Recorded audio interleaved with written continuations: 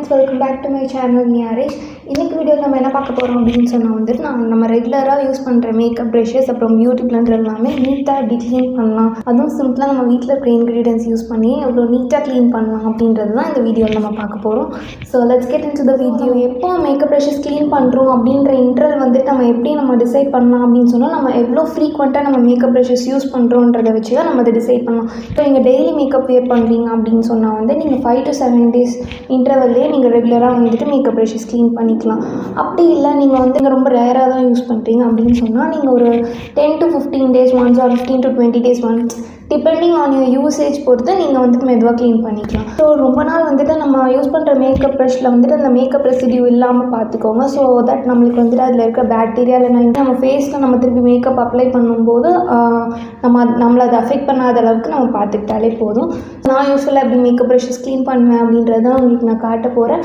நான் makeup start பண்ண டைம்லேருந்து இன்றைக்கி வர வந்துட்டு நான் மேக்கப் ப்ரஷ் க்ளீன் பண்ணுறதுக்கு இல்லைனா பியூட்டி பிளெண்டர் க்ளீன் பண்ணுறதுக்கு அப்படின்னு ஒரு ப்ராடக்ட் நான் வாங்கினதே இல்லை. நம்ம வீட்டில் இருக்கிற ப்ராடக்ட்ஸ் வச்சே நம்ம சூப்பராக க்ளீன் பண்ணிக்கலாம். ஸோ அதுதான் இப்போ நம்ம பார்க்க போகிறோம். பியூட்டி பிளெண்டரை ஃபஸ்ட் நம்ம எப்படி க்ளீன் பண்ணிடலான்னு பார்த்துடலாம். ஸோ ஃபர்ஸ்ட் நான் பியூட்டி பிளெண்டர் நல்லா வந்துட்டு டேப் வாட்டரில் நல்லா வெட் பண்ணிவிட்டு அதுக்கப்புறம் நம்ம வீட்டில் ஏதாவது ஹேண்ட் வாஷில் ஷாம்பு நீங்கள் என்ன யூஸ் பண்ணுறீங்களோ அந்த ப்ராடக்ட்டை லைட்டாக அந்த பியூட்டி பிளெண்டரில் வச்சுட்டு நல்லா நம்ம ஸ்க்வீஸ் பண்ணி எடுத்துடலாம்.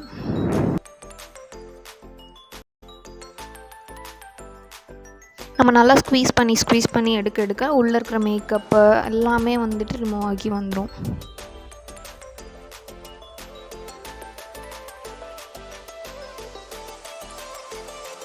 அப்புறம் நம்ம நல்லா டேப் வாட்டர் யூஸ் பண்ணி அதை வாஷ் பண்ணி எடுத்துடலாம். திருப்பியும் வந்துட்டு உங்களுக்கு வந்துட்டு ஏதாவது மேக்கப் அதில் இருக்குது அப்படின்னு சொன்னால் நீங்கள் திருப்பியும் அதே மாதிரி வந்துட்டு கொஞ்சோண்டு ஹேண்ட் வாஷ் ஏதாவது வச்சு திருப்பியும் ஸ்க்வீஸ் பண்ணிவிட்டு நீங்கள் வாஷ் பண்ணி எடுத்துடலாம். மேக்கப் எல்லாமே கம்ப்ளீட்டாக ஈஸியாக ரிமூவ் ஆயிரும்.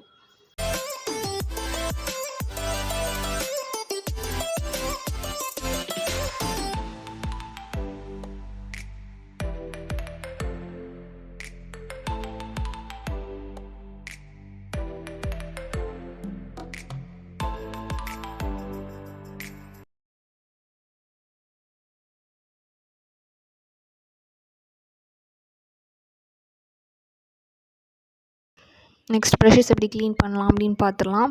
அதுக்கு நான் இந்த மாதிரி ஒரு ரவுண்ட் ஷேப்டு ஹேர் ப்ரஷ் எடுத்துக்கிறேன். அதில் நான் கொஞ்சோண்டு ஹேண்ட் வாஷ் வச்சுட்டு நல்லா நம்ம ப்ரஷஸை வந்துட்டு அதில் ரப் பண்ணி எடுத்துக்கிறேன். ஃபுல் ப்ரஷ்ஷுமே நல்லா அதில் நம்ம ரப் பண்ணி எடுத்த உடனே வந்துட்டு க்ளீனாக ப்ரஷ் ஆகிரும்.